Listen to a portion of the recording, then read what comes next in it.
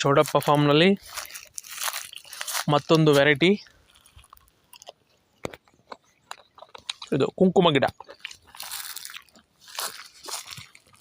ಅನೋಟ ಅಂತಾರೆ ಇಂಗ್ಲೀಷಲ್ಲಿ. ಎಲ್ಲ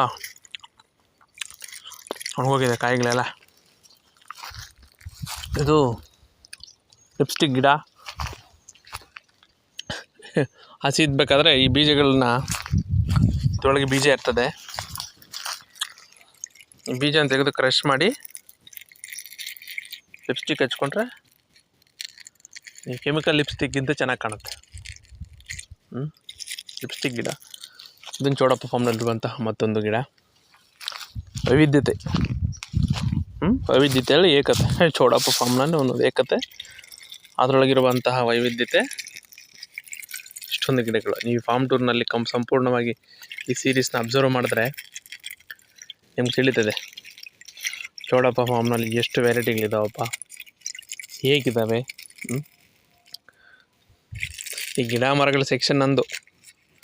ನಮ್ಮ ತೋಟದಲ್ಲಿ ರಾಸಾಯನಿಕ ಕೃಷಿ ಮಾಡ್ತಾ ಇರುವಂತಹದ್ದು ನಮ್ಮ ಮನೆ ಯಜಮಾನ್ರದ. ಹೌದು, ಬದಲಾವಣೆ ಮಾಡೋದಕ್ಕೆ ಹಲವಾರು ವರ್ಷಗಳ ಪ್ರಯತ್ನ, ಬದಲಾವಣೆ ಆಗ್ತಾಯಿದ್ದಾರೆ.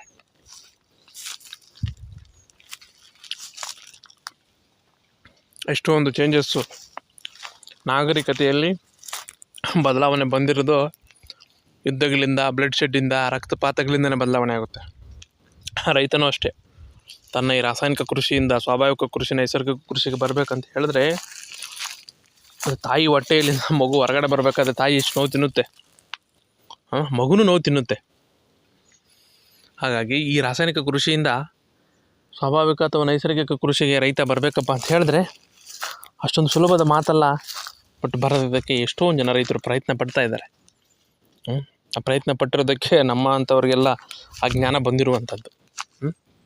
ಈ ಚೌಡಪ್ಪ ಫಾರ್ಮ್ನಲ್ಲಿರುವಂತಹ ಮತ್ತೊಂದು ವೆರೈಟಿ ಕುಂಕುಮ ಗಿಡ.